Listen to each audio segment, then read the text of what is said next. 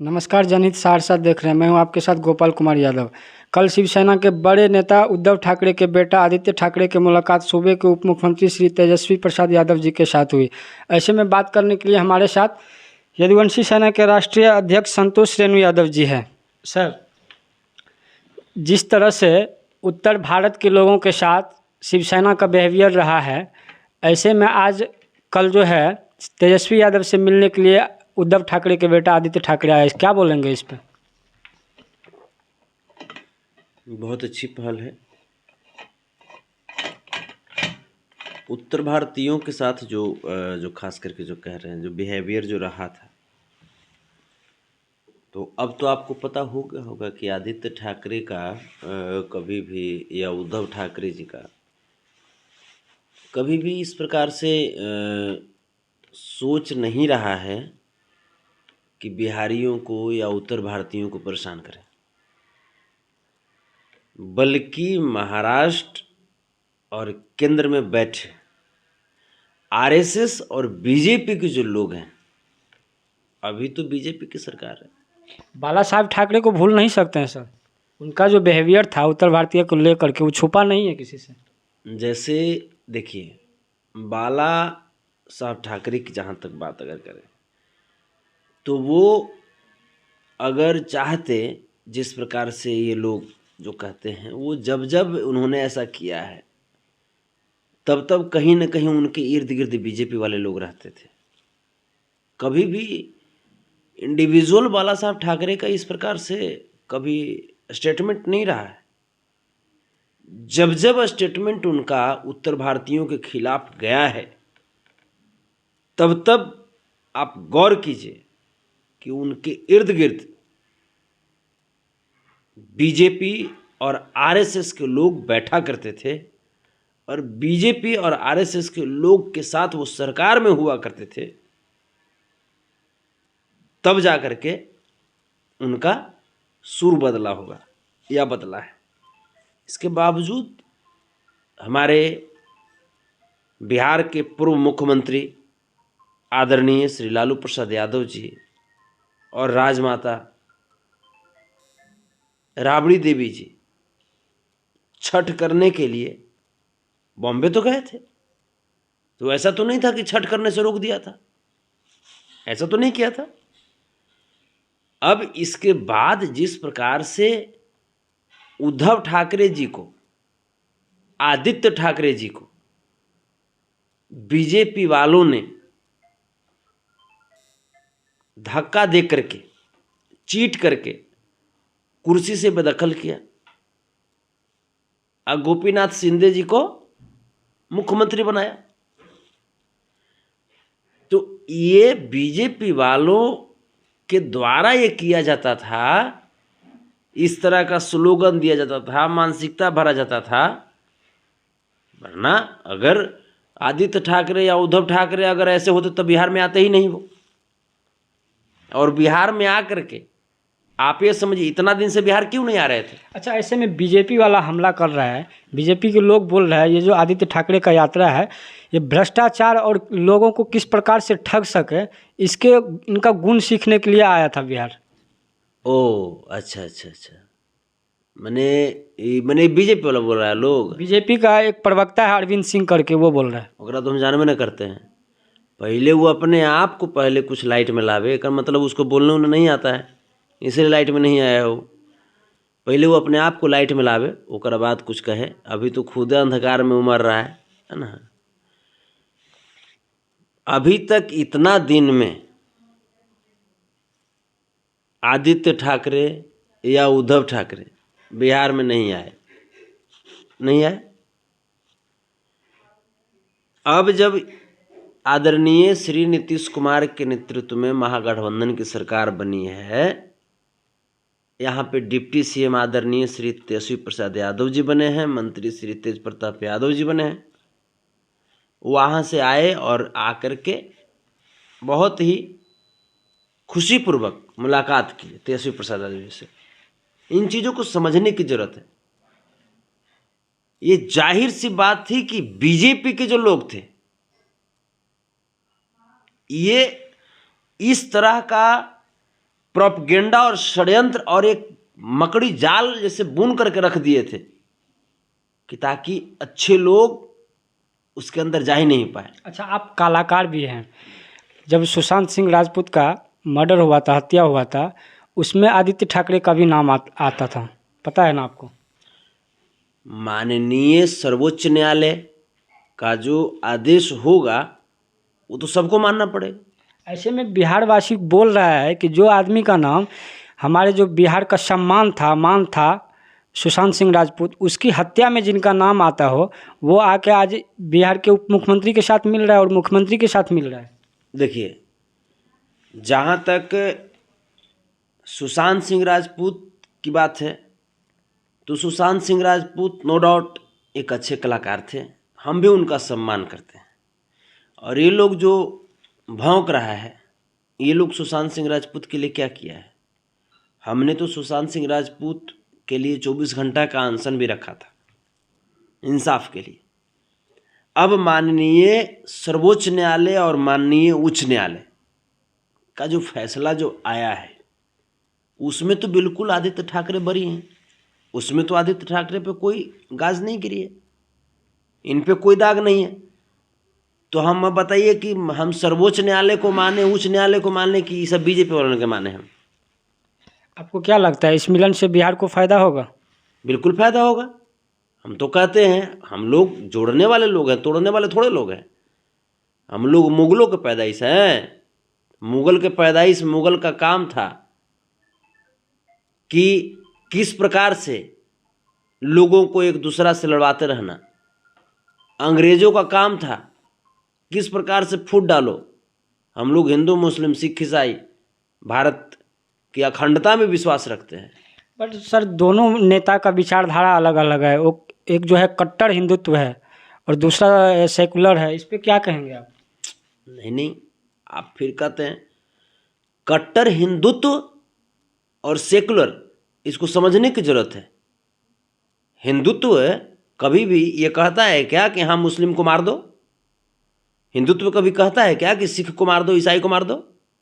किस ग्रंथ में लिखा हुआ है? हिंदुत्व है, हम भी हिंदू हैं। गांधी जी के हत्या में, हमारे राष्ट्रपिता जो है महात्मा गांधी जी के हत्या में गॉडसे का हाथ था, ये तो सबको पता है, गॉडसे मारा था। और उन पे जो है सावरकर का हाथ था, सावरकर का हाथ था। और सावरकर को मानने वाले शिवसेना के लोग हैं। इस पे क्या कहेंगे आप? देखिए, अब तो वही हम कर रहे हैं ना कि गांधी जी की हत्या किसने किया? गोडसे ने किया।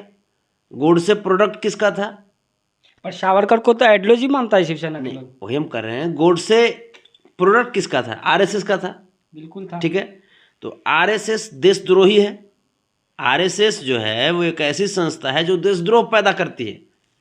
ठीक है, अब सावरकर की जहां तक बात है, इतना बड़ा संगठन को आप बोल रहे हैं देशद्रोह पैदा करते हैं, तो है। अब इसको आप गोडसे को क्या मानते हैं? गांधी के हत्यारे को आप क्या मानते हैं? देशभक्त मानते हैं या देशद्रोही मानते हैं? नहीं, हम तो उनको देशद्रोह मान रहे हैं। देशद्रोही मानते हैं, बिल्कुल। तो जो इंस्टीट्यूट पैदा किया उसको, वो इंस्टीट्यूट देशद्रोही पैदा करती है ना।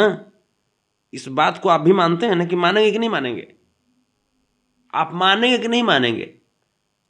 जब 2-4 मुस्लिम अगर इस देश में अगर कुछ क्राइम करते नजर आ जाते हैं तो समूचे मुस्लिम को आप आतंकवादी के नजरों से देखने लगते हैं।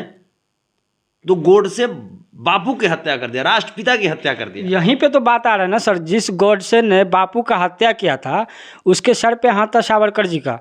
और सावरकर का जो है, सावरकर को आइडियोलॉजी मानते हैं शिवसेना के लोग, और वही लोग आज आके बिहार में उप मुख्यमंत्री के साथ गले मिल रहा है। नहीं, ये पॉलिटिकल मीटिंग थोड़े है।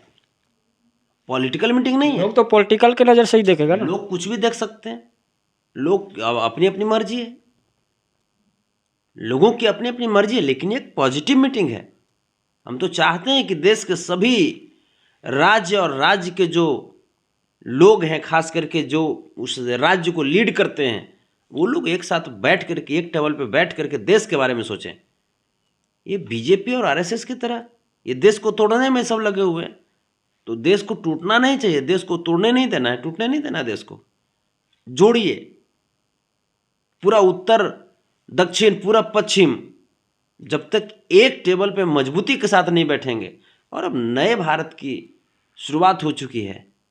नए भारत की तरफ हम लोग चल दिए हैं। क्या लगता है आपको 2024 का जो मुहिम है मुख्यमंत्री जी का, विपक्षी एकता का जो मुहिम है, इस पे बल मिल रहा है? बिल्कुल बल मिल रहा है, बिल्कुल बल मिल रहा है।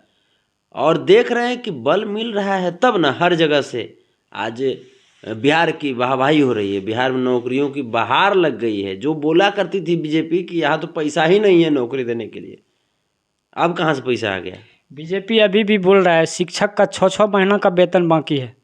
तो ये तो बीजेपी न समझे, अभी तो 6 महीना सरकार के बनलो नहीं हुआ है, सरकार का बने हुए भी 6 महीना नहीं हुआ है। शिक्षा मंत्री तो उनके अंदर में नहीं था ना।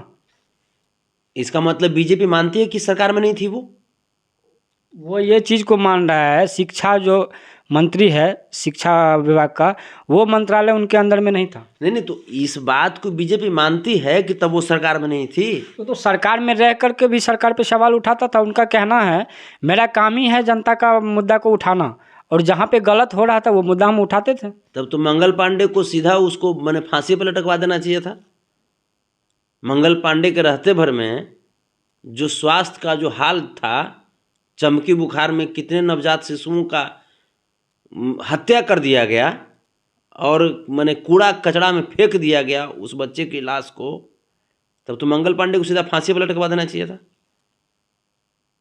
जहाँ जहाँ बीजेपी रहेगी, जहाँ जहाँ आरएसएस वाला लोग जाएगा, वहाँ वहाँ क्राइम, अत्याचार, भ्रष्टाचार बढ़ेगा। अभी हाल ही में उप मुख्यमंत्री जिनके अंदर स्वास्थ्य मंत्रालय भी आता है, सभी बिहार के सभी हॉस्पिटल में डॉक्टर सबको 60 दिन का अल्टीमेटम दिया था। क्या लगता है आपको सभी हॉस्पिटल का हालत सही हो गया है? लगभग आप जाकर के देखिए ना, लगभग जाकर के देखिए, सहरसा, सुपौल, सबका तो अब आ रहा है धीरे धीरे। वहाँ व्यवस्था, सफाई व्यवस्था अच्छी हो गई है, डॉक्टर लोग समय पे आने लगे हैं, ड्यूटी देने लगे हैं, मेडिकल इक्विपमेंट्स जो है उसकी उपलब्धता वहाँ पे कराई जा रही है, दवाओं का सही वहाँ पे वितरण किया जा रहा है, सही तरीके से मरीज की देखभाल की जा रही है, तो हो रहा है। अब इसी दौरान कोई लापरवाही है व्यक्ति, कोई लापरवाही स्टाफ है, कर्मचारी है, डॉक्टर हैं, उन पे अगर कार्रवाई की जा रही है। इसमें एक चीज़ बोला था कि इसमें कई डॉक्टर ऐसा है, 700 से अधिक डॉक्टर ऐसा है जो कि 6-6 महीनों से एब्सेंट है, उसको अभी तक क्या किया है? वो तो सरकार का काम है, वो जो भी करेंगे वो बेहतर करेंगे वो, क्योंकि देखिए यूथ हैं और उनको पता है कि अब देश को एक कड़ी संघर्ष की ज़रूरत है, और कड़ी संघर्ष की अवस्था में देश आ चुके हैं। देश को घुटने के बल पे टिका दिया है ये लोग, आरएसएस और बीजेपी वाला लोग, फिर से देश को खड़ा करना है। आप तो बोल रहे हैं कि सरकार में काम बहुत बेहतर हो रहा है, बट कुछ लोग का उम्मीद ख़त्म होता जा रहा है। जैसे सीटेट बीटेट वाला शिक्षक है, आज 21 दिन से धरना पे बैठे हुए हैं, उनका उम्मीद अब ख़त्म होते जा रहा है। नहीं, ये नई सरकार बनी है और इस सरकार में उम्मीद की लौ जली है। ये जो उनका जो धरना प्रदर्शन जो है ये कई वर्षों से आता जा रहा है, 21 दिन से नहीं है, ये कई वर्षों से है। बट जब ये विपक्ष में था, तेजस्वी यादव जब विपक्ष में था, तो इनका 2020 में जो चुनाव हुआ है विधानसभा का, उसमें इसका कमिटमेंट था हमारा पहला कैबिनेट में 10 लाख मिलेगा।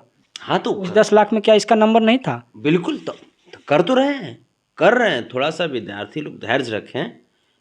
उसके छात्र की तरफ से दिलीप कुमार जी नेता हैं, छात्र के नेता हैं, वो हमने उनका भी स्टेटमेंट सुना है और इस पे कार्रवाई होगी, इस पे कार्रवाई की जाएगी।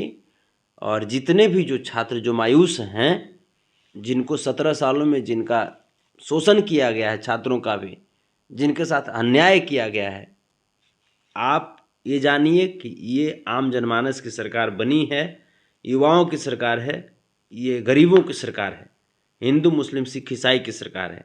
ये सामंतवादी या मनुवादी की सरकार नहीं है, फिरका परस्ती की सरकार नहीं है, ये असली देशभक्तों की सरकार है, देशद्रोहियों की सरकार नहीं है। तो आप सुन रहे हैं तो संतोष रेणु यादव जी को, इनका कहना है आदित्य ठाकरे के बिहार आने से बिहार को फ़ायदा होगा, न कि हिंदू मुस्लिम का कोई राइट होगा। आप देख रहे थे जनहित सहरसा। हमारे चैनल को सब्सक्राइब करें और हमारे फेसबुक पेज जनहित सहरसा को लाइक और फॉलो करें। तब तक के लिए